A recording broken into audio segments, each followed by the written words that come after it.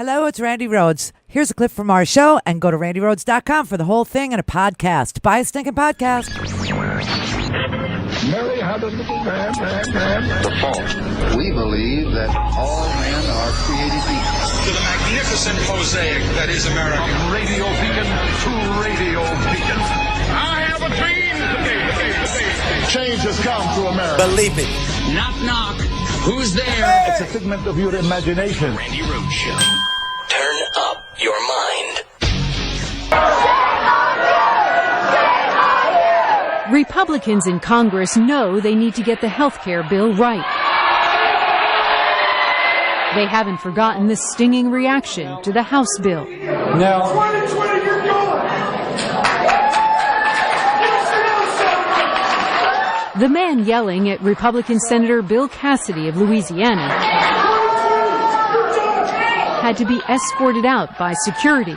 With the dismantling of Obamacare underway, the atmosphere is ripe for anger, and members of Congress across the country are feeling the wrath of voters. Republican Senator Tom Cotton's town hall in Arkansas. As an angry constituent, you work for us. Representative Tom MacArthur's town hall in New Jersey. My wife was diagnosed with cancer when she was 40 years old. She beat it, but every day, she lives with it. She thinks about it. Every pain, every new something going on somewhere, is it coming back? Is this cancer? Do I have it again? Is it going to kill me this time? Is it going to take me away from my children? You have been the single greatest threat to my family in the entire world. You are the reason I stay up at night. Sit on down. You're done. Republican Senator Joni Ernst's town hall in Iowa. Shame on you. At Republican Congressman Paul Labrador's town hall in Idaho, the more he said, the more fired up the crowd became. You are mandating people on Medicaid except dying. You are making a mandate. No one lets anybody to that. You know, that line is so indefensible. Nobody dies because they don't have access to health care. In some cases, members of Congress lost complete control, unable to even make their presentation. If I'm allowed to complete the 9 slides, Representative Tom Reed in New York was drowned out by angry naysayers. How can you say you're representing your constituency when only 17% of the U.S. population is supporting it? It was all just too much for this man in the crowd to take. Come on, don't shut each other down. If you're Americans, then act like Americans. Perhaps the general feeling of hostility among voters angry about changes to Obamacare can be summed up in a single tweet, like this one. Rep. Tom Reed, you're done. I don't usually vote in the midterms, but I will now.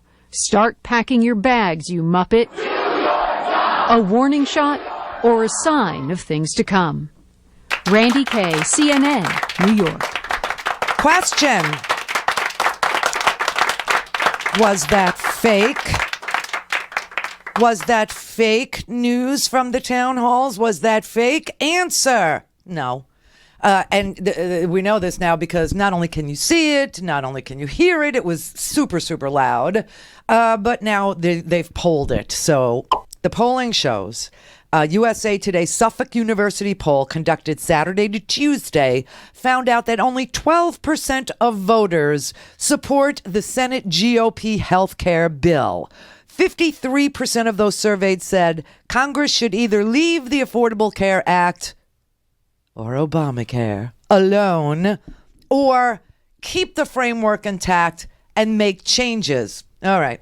An NPR PBS Marist poll Wednesday to Saturday found that a whopping 17% of voters supported the bill, while 55% say they disapproved and 25% don't know anything about it. Those are the people that are posted on my Facebook page, obviously. And that was before the CBO score, which doomed it to no vote. Okay, doomed it to hell. Doomed it to hell. And so now Mitch McConnell has retreated inside his little turtle shell, where he'll hunker down now and try to come up with a new plan by Friday. You bastards. Trump is tweeting. Gonna have a very big surprise. Big, huge, big plan on Friday. You know, it's not over. It's not over. It's appropriate that cold-blooded Mitch McConnell looks like a turtle because he is slowly and methodically plodding along until he drags this shell of healthcare over the finish line, and then he goes back into the darkness of the sea of money.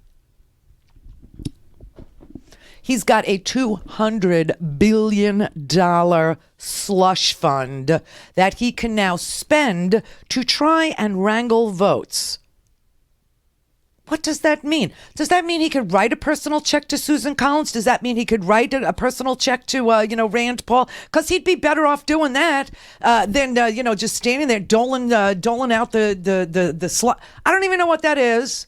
I've invited several Congress members on this show in the past couple of days. Of course, they're so busy because they're packing, they're leaving.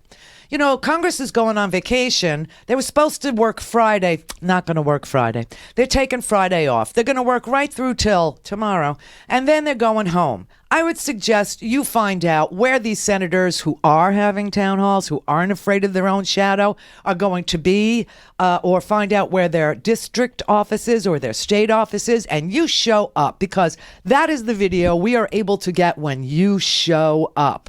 And it's so super important because, quite frankly, I am just stunned at, when you listen to like a libertarian, like a Rand Paul, who Mitch McConnell can easily write a check to. I mean, this is our entire country is a mess because of money in politics.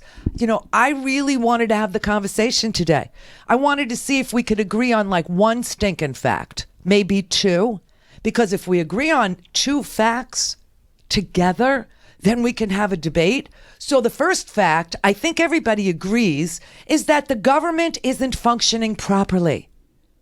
It's not responsive to the forgotten man, to the middle class half-forgotten man, to the short-term memory guy. You know what I mean? It's not responsive, is it? No. I'm looking at this polling and I'm seeing, a 17 or 12%, approve of the Senate health care bill. And I'm thinking that's pretty impressive when you consider that only 1% of the entire country is going to benefit from it. It's pretty impressive that 12%, 17% are going along with it, don't you think? Yeah. Because only 1% make out. Only 1% are going to get this tax cut. I told you yesterday, if you make between $55,000 and $93,000, $280 is what you get. $280. It's stupid. But if we can all agree that the government isn't responsive to ordinary people, and that, the second fact, the reason is because there's too much money in politics and that it's obscene that one family like the Koch brothers are threatening to spend and will spend $400 million on one midterm election, and that $50 million was spent on one district in Georgia. One district in Georgia. If we can agree on those two facts, one, the government isn't responsive, and two, the reason is because of all the very wealthy being able to contribute dark money, unbelievable sums of money to purchase our representation as if they were NASCAR drivers, then we can have a conversation about what to do about it. But what's so interesting is that when you go down this road and you try and get libertarians, I do this all the time on my Facebook page. And of course, yesterday I took the cake because there was some guy, after all the FUs and stick this up, your butt and SS and just crazy backcrap, crazy stuff being posted there. And, I leave it. I don't take it down because then they attack me on my level of tolerance.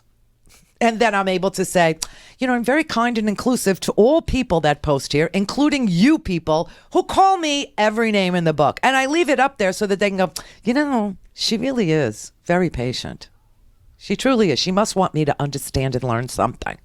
So I posted, some guy goes, look, my only point is I don't want the government involved in healthcare because everything the government does sucks. You see, now that's a bridge too far. Now you've gone too far.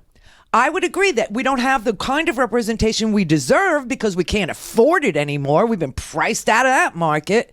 But I do not agree that everything the government does sucks, because then I would have to agree that the military, the Air Force, the Army, the Navy, the Marines, the Coast Guard, that the electrical grid, that the air traffic control, the national parks, the highway system, that it all sucks. So I post this. And this guy says, the military is not the government. You bet you're in over your head. You don't know what you're talking about when you talk about the military. So I quickly post to him, I was in the Air Force. What do you think GI stands for? Just wondering.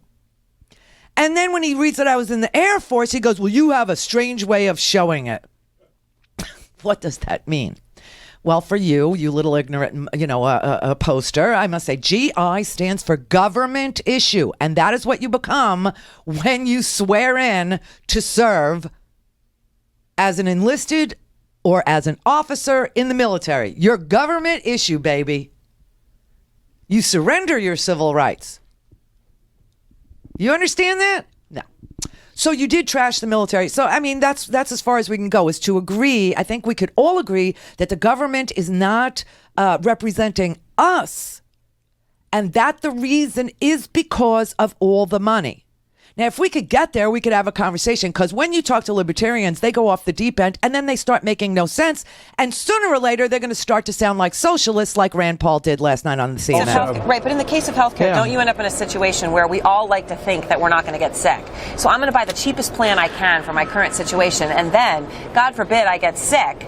I'm not going to have bought the right plan for it. In a free market, that's going to happen all over the place. That's part of the problem here. Well, what we should do is, rather than dictate to people what kind of insurance they can get, we should try to give them options. So, for example, the individual market, if you're a plumber and it's you and your wife and you're the two of you and you're the insurance pool, it's a terrible place to be. But it's not part of the free market. It's an artifact of tax policy dating back to World War II that said insurance is going to be tied to employment. If we weren't doing that, and if we said to the people in the individual market, to the plumber, you can join the Chamber of Commerce, you can join the Plumbers Association, you can join the Individuals That Want to Group Together Association and buy your insurance as a group, you could get a way out of that individual conundrum, and you could get group policies. And most of the group policies actually have things like pregnancy. If you work for General Motors, my guess is pregnancy is automatically in your insurance because you're a big group and you have the leverage to demand it from your insurance company. So why not go for the biggest group of all and just have insurance for everybody? Well, socialism's not a good idea. And I know you can ask my friend Senator Sanders, but socialism's an utter failure. It leads to poverty. Look at Venezuela. Look at Venezuela. Venezuela is one of the most rich resource countries. Okay, shut up. He first is advocating that everybody join a union. And of course, he's anti-union, which is insane. And then she says, well, if you're for the free market, then why don't you create the largest market humanly possible? And that would be everybody. Everybody in the pool, right? Healthy, sick, old, young, everybody in the pool would spread the risk out across all people, lower the cost, and the deductibles. Wouldn't that be something? Well, you better talk to Bernie Sanders about that. You better talk to Bernie Sanders about that. Meanwhile, everything that they have had 7 long years of screaming and yelling about how what Obama did was no good. How what Obama did was, bad and sad, and it's a disaster, and it's, exploding. Meanwhile, they don't have another idea. 7 years later, they don't have another idea. And that's why we're not going to have a vote on health care until they come back from their recess after July 4th, and then they'll have 2 weeks. Seriously. Then they'll have 2 weeks to work on whatever the big surprise is on Friday before the August recess. Where do you sign up for hours like that? $174,000 a year, $1 million to run your office. That's what they get, Each and every one of them get $1 million to run their office. $174,000 leadership gets more. Still not enough for guys like Jason Chavez. And we can't have their health care plan. The nerve. Go to RandiRhodes.com for the whole thing and a podcast. Buy a stinking podcast.